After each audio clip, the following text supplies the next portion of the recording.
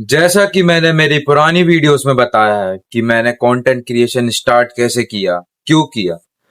तो आज की मैं वीडियो में बताऊंगा कि मुझे क्या-क्या प्रॉब्लम्स आई। मीन्स मैंने कैसे स्टार्ट करने का सोचा, पर सोचना तो मैंने आपको बता चुका हूँ। मीन्स मुझे प्रॉब्लम्स क्या थी, मैं करना चाहता था कि नहीं चाहता था। मैं आज आपको बताऊंगा एक कंटेंट क्रिएशन की क्या प्रॉब्लम होती है। मीन्स जो कंटेंट क्रिएट करता है उसको क्या क्या प्रॉब्लम फेस करनी पड़ती है, और इससे आप, मैं जानता हूँ, 100% रिलेट कर पाएंगे अगर आप मेरे भाई हो। मीन्स मैं तो हो, पर आप इससे जरूर रिलेट कर पाओगे। बिफोर दैट, मैं हूं देव और आप मेरा यूट्यूब चैनल देख रहे हैं जो आपकी और मेरी ग्रोथ को साथ में लेकर चलेगा। आप बस वो सब्सक्राइब बटन दबाइए और एक प्यारा सा कमेंट कीजिए जो मुझे इंस्पायर करे और जो मुझे बताए कि मैं क्या गलती कर रहा हूँ, क्या मैं सही कर सकता हूँ।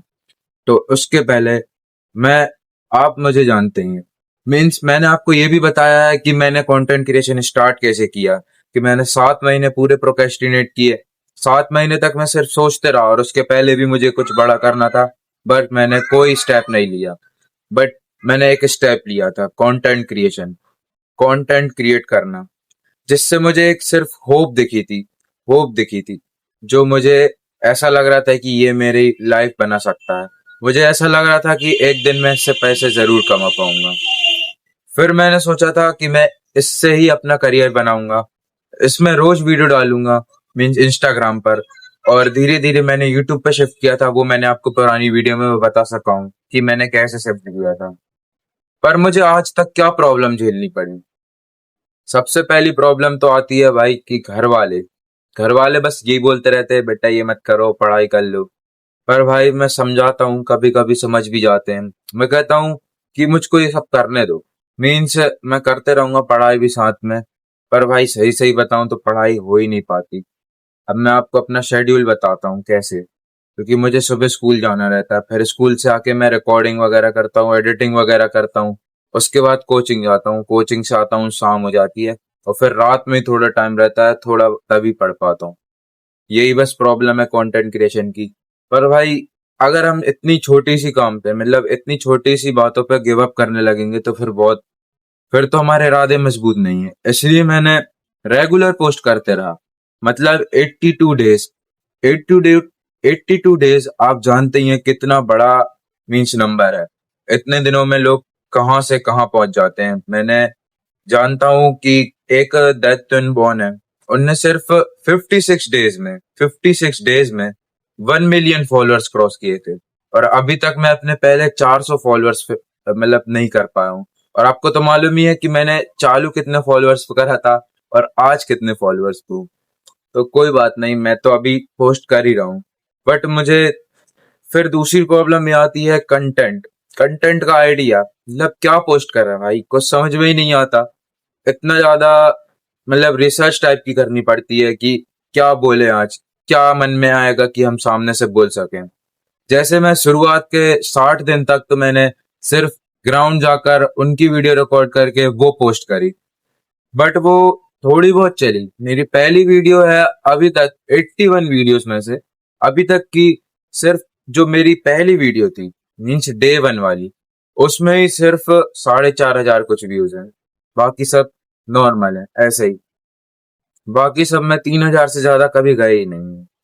पर मैं यही सोचता था कि एक दिन ऐसा जरूर आएगा कि जब मेरी वीडियो भी चलने लगेंगी, जब मेरा भी टाइम आएगा। और मैं रेगुलर पोस्ट करते रहा, मतलब मैं 60 दिन तक लगातार सिर्फ मैंने एडिट करके पोस्ट करी, जो बहुत मुश्किल था। मतलब सुबह स्कूल, शाम को कोचिंग, और फिर कोचिंग के बाद फिर ग्राउंड जाकर उनको रिकॉर्ड करके, फिर उनको एडिट करके, फिर उनको पोस्ट करना, जो उस वक्त बहुत मुश्किल था। और आज मैं जो कर रहा हूँ, कैमरे के सामने खड़े होके बोलना, अपने इंस्टाग्राम पर रील्स में पोस्ट करना कैमरे के सामने खड़े होकर। और मैं ऐसे पोस्ट नहीं करता हूँ, मीन्स जो मैं आज यहाँ पर यूट्यूब पे बोल रहा हूँ वही का वही, उसमें से छोटी छोटी क्लिप्स निकाल कर वो मैं नहीं पोस्ट करता हूँ अपने इंस्टाग्राम पर। मैं कुछ और सोचता हूँ उसके लिए, मैं कुछ और मोटिवेटिंग लाता हूँ जो मैं बोल सकूं, और फिर वही पोस्ट करता हूँ। और फिर उसी में नॉर्मल से व्यूज आते हैं, उससे बहुत डिमोटिवेटिंग लगता है। बट मैं उससे ज्यादा उसका उतना ओवर स्ट्रेस नहीं लेता हूँ, क्योंकि मैं सोचता हूँ कि अभी मैंने सिर्फ स्टार्ट किया है, भले ही 80 दिन हो गए हैं, 82 डेज हो गए हैं, पर मैं उससे ज्यादा फर्क नहीं पड़ता है, क्योंकि मैं सोचता हूँ कि अगर अभी मैं स्ट्रगल कर रहा हूँ तो आगे चल के मुझे फायदा होएगा, भले ही धीरे धीरे हो, भले ही कैसा भी हो, कितनी भी कठिनाई आए, आगे चल के मुझे ये फायदा करेगा, इसका मुझे भरोसा है और मैं लगा रहूंगा। और सबसे बड़ी प्रॉब्लम मुझे यही आती थी कि मैं क्या सोचूं कंटेंट के लिए। मतलब जैसे मैं अभी आपके सामने बोल रहा हूँ, तो इसके लिए मुझे दिन भर में आइडिया सोचना पड़ा कि मैं आज जाके क्या बोलूंगा, और फिर इंस्टाग्राम में पोस्ट कर रहा हूँ उसके लिए अलग सोचना पड़ा। तो आपके अगर कुछ सजेशंस हो कि भाई तू ये बता इंस्टाग्राम पर ये कर जिससे मेरी रीच बढ़ेगी, तो वो कमेंट में जाके जरूर बताओ भाई, उसका तो मैं इंतजार करता हूँ सर। और शायद आप मेरी ये बातों से रिलेट कर पा रहे हो, क्योंकि जो एक कंटेंट क्रिएटर रहता है उसको बहुत ज्यादा प्रॉब्लम्स फेस करनी रहती है, उसको अपनी सोशल लाइफ भी बना के रखनी पड़ती है, और अगर वो फिटनेस इन्फ्लुएंसर है, मतलब जो मैं सुबह ग्राउंड जाता हूँ वो टाइप का, और जो जिम जाता है उसको तो और ज्यादा प्रॉब्लम होती है, क्योंकि फिर उसको एडिट भी करना है, रिकॉर्ड भी करना है, और फिर उसके नए आइडियाज भी सोचने हैं, ये सब में भाई बहुत टाइम लग जाता है।